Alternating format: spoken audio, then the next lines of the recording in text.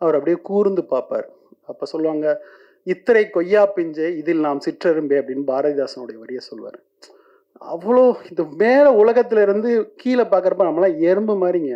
நம்ம எந்த ப்ரெஷரையும் தூக்கி சுமக்க தேவையில்லை. நம்ம எறும்புன்னு நினைச்ச கணத்துல நம்ம மண்டையில் இருக்க எல்லா தலங்கணமும் கீழே அப்படி அப்படி குப்பை மாதிரி இப்படி விழுந்துரும் அப்படிங்கிற வரியை நான் ஒவ்வொரு நாளும் எனக்கு ப்ரெஷர் வர்றப்பெல்லாம் நினச்சிப்பேன். அப்படி எனக்கு நானே பர்சனலாக சொல்லிக்கிற ஒரு லைன். நிஜமாவே ஜார்க்கண்டில் இருக்கிற பழங்குடியினரை அடித்து துரத்தி கற்பழிக்கப்பட்டு வீடுகள் கொளுத்தப்பட்டு அங்கேருந்து ஓடி வர்ற ஒரு பெண்ணுடைய கண்களிலிருந்து தான் இந்த கதை துவங்குகிறது. நான் அது கேட்குறப்ப அந்த லைன் படிக்கிறப்ப எனக்கு தோணுச்சு, காடுன்னா என்னன்னு தெரியுமா அப்படின்னு என் வீட்டில் என் பையன்கிட்ட கேட்டேன். அவன் சொன்னான், ஊட்டிக்கு போனோமே டாடி, ஒரு ரெசார்ட். அப்பா உங்களுக்கெல்லாம் ஊட்டின்னா ஊட்டியில் இருக்கிற ரெசார்ட்டு தான் காடா? காடுன்னா என்னன்னு தெரியாதா? இந்த வாழ்க்கைன்னா என்ன தெரியாது? இந்த மாதிரி நிறைய கேள்விகளை இந்த வெப் சீரீஸ்ல இந்த கேள்விகளை அங்கங்கே தொக்கி நிற்க வச்சிருக்கிறது தான் என்னுடைய இடம் அப்படின்னு நினைக்கிறேன். இந்த கேள்விகளை ஏதோ ஒரு விதையை தூச்சுனா அதுவே ரொம்ப மகிழ்ச்சியா இருக்கும் நான் நினைக்கிறேன். ரெண்டாவது, ஒரு 3 வருஷத்துக்கு முன்னாடி எனக்கு இந்தியாவில் இருக்கிற எல்லா மாநிலங்களுக்கும் சென்று வருகிற ஒரு வாய்ப்பு இருந்துச்சு. எல்லா மாநிலத்துக்குள்ளேயும் நூக் அண்ட் கார்னர் போகிற ஒரு லொக்கேஷன் ஹண்டிங் இருந்துச்சு. அதுக்கு நான் போகிறப்ப தான் எனக்கு தெரிஞ்சுச்சு, தமிழ்நாடு டாப்ல இருந்து பாட்டம் வரைக்கும் அவ்வளோ முன்னேறி இருக்கு. ஆரம்ப சுகாதார நிலையத்திலிருந்து, மெடிக்கல்ல இருந்து, ரோடுல இருந்து அவ்வளோ முன்னேறி இருக்கு.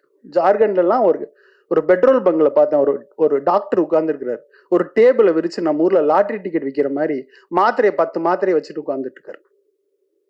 நான் பீகார்ல ஒரு இடத்துல ஒரு வில்லேஜ்ல கேட்டேன், ஒரு சமூக ஆர்வலர்கிட்ட கேட்டேன், அப்போ என்ன பிரச்சனைக்காக வந்திருக்கிறேன் அப்படின்ட்டு. ஒரு பொண்ணு ஒரு அண்ணன் கல்யாணம் பண்ணி கூட்டிட்டு வந்திருக்கான். அவங்க வீட்டில் இருக்க எல்லா ஆம்பளைங்களும் அந்த பொண்ணை பலாத்காரம் பண்ணிட்டாங்க. அந்த பொண்ணு இப்படி பலாத்காரம் பண்ணிட்டாங்க, என்ன செய்யறதுன்னு கேட்டுச்சான். இப்படி ஒரு இடத்துல தான் இந்தியாவில் இருக்கிற வேற எல்லா மாநிலங்களும் இருக்கிற சமூக நீதி அரசியல் இருக்கிறது. நான் நம்ம ஊர்ல ஒரு வயசான பாட்டியை போய் கிராமத்துல போட்டோ எடுத்தா, எடுவட்ட நாய் அங்கிட்டு போடா இப்படின்னு சொல்ற இடத்துல எந்த அரசியல் கட்சின்னு சொல்லுங்க, அதையும் தாண்டி 50 ஆண்டு காலம் நம்மளை தமிழ்நாட்டில் வழிநடத்தின பெரியாரிய, மார்க்சிய, அம்பேத்கரிய அரசியல் கொண்டு நிப்பாட்டியிருக்கு. பிறந்த குழந்தை வயிற்றுக்குள்ள இருக்கிறதுல இருந்து ஒருவன் செத்து போற வரைக்கும் அவன் வளர்வதற்கான சட்டங்களை இந்த அரசாங்கம் வகுத்திருக்கு. அடுத்து அந்த பதவிக்கு யார் வந்தாலும் சரி, வராட்டிலும் சரி, ஒவ்வொருத்தருக்குமான ஒரு அரசியல் பாதுகாப்பை ஒரு அரசாங்கம் வழங்கி இருக்குன்னு தோணுச்சு. என்ன ஊழல் இருந்தாலும் இந்த அரசாங்கம் இதை வழங்கி இருக்குன்னு எனக்கு சந்தோஷமா இருந்துச்சு. இன்னும் இந்த பொலிட்டிக்கலுக்குள்ள இந்த அரசியலை கூர்ந்து பார்க்குறப்ப இந்த உலகத்திலேயே ஜனநாயகத்தை விட சிறந்த ஆட்சி முறை எதுவும் இல்லைன்னு எனக்கு தோணுச்சு. ஜனநாயகத்தை கட்டமைக்கணும்னா ஊழல் நிறைந்ததாக தான் இருக்கும், ஆனால் மக்களுக்கு நலன் போய் சேரும். எப்படி நலன் போய் சேரும்? எதிர்கட்சி ஸ்ட்ராங்கா இருக்கும். இந்த கட்டமைப்பை தான் நம்ம ஒவ்வொரு முறையும் தவற விடாம காப்பாத்திக்கணும். ஜெயிக்கிறவங்களுக்கு மட்டும் இல்ல, எதிர்கட்சியை உட்கார வைக்கிறவங்களும் சேர்த்து ஓட்டு போடணுங்கிற இந்த அரசியலை ஒரு படம் சின்னதா பேசினா போதும், ஒரு வெப்சீரிஸ் சின்னதா பேசினா போதும், ஒரு லாங்குவேஜ் பேசினா போதும், நம்ம இருக்கிற பத்திரிகைகள், கலை, இலக்கியம் எல்லாமும் சேர்ந்து ஒரு மனுஷனை பொலிட்டிசைஸ் ஆக்கிட்டாவே அவன் ஒரு கட்டத்துல போய் நிற்பான். நான் நியானால ஒரு ஷோல பார்த்தேன், ஒரு கை கால்லாம் ஒரு மாதிரி உடல் குறைபாடு கொண்ட ஒரு சின்ன குழந்தை. அந்த குழந்தைக்கு 21 வயசாயிடுச்சு. அந்த குழந்தை பிறந்ததுலேருந்து அந்த அம்மா ஸ்கூலுக்கு தூக்கிட்டு போய் விட்டு வேலை செய்யுது அப்படின்னு இந்த ஷோ முடிகிறப்ப 21 வயசு வரைக்கும் அதை செஞ்சுக்கிட்டு இருக்கு. இப்போ அந்த அம்மாவுக்கு 70 வயசாயிடுச்சு. அப்போ கோபிநாத் அவர்கள் கேட்குறாங்க, ஏம்மா அப்படின்ட்டு. அவன் காலில் நிற்கணும்ல, படித்தாதானே அவன் காலில் நிற்க முடியும்.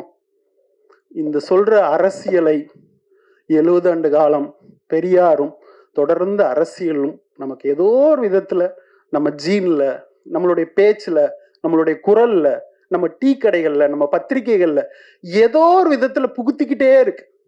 நம்ம பேருக்கு பின்னாடி ஜாதியை போடாமல் இருக்கிறதே ஒரு அரசியல் தான் நான் நினைக்கிறேன். நீ என்ன ஜாதின்னு கேட்காம இருக்கிறதே ஒரு அரசியல் தான் நினைக்கிறேன்.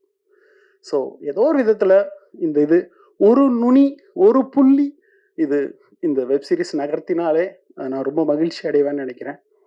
இப்படி ஒரு அருமையான ஒரு களத்தை பேசுவதற்கான ஒரு சூழலை பேசுவதற்கான வாய்ப்பை எனக்கு வழங்கிய ராதிகா சரத்குமார் அவர்களுக்கும் சரத் சார் அவர்களுக்கும் என் மனமார்ந்த நன்றி. சரத் சார் வந்து அவ்வளோ இழுத்து போட்டு செய்வாருன்றப்ப எனக்கு ரொம்ப நிஜமாவே எனக்கு சரத் சார் அதோட தான் இந்த வெப் சீரிஸே பண்ணணும்னு நினச்சேன். அது பல காரணங்களால் முடியல. ஸோ அவ்வளோ சரத் சார் இழுத்து போட்டு எல்லா ப்ராஜெக்டும் இன்னைக்கு வந்து 2 வருடம்ங்கிறது ஈஸியான ஒரு ஒர்க்கு தான். அதை தாண்டி இது நடந்துச்சு. அதை இழுத்துட்டு போனோம் நாங்கள். பாரதிராஜா சார் சொல்லுவார், டைரக்டருங்கிறவன் வந்து பனிமலையில் வந்து சறுக்கில் நாய் இழுத்துட்டு போகிற மாதிரி நாக்கு தங்க ஓடிக்கிட்டே இருப்பான்னு சொல்லிட்டு அதை நாங்கள் மொத்தமாக தோளில் சுமந்து இழுத்துட்டு போனோம். இந்த வெப் சீரிஸ் ஓகே பண்ண ஜீ நிறுவனத்திற்கு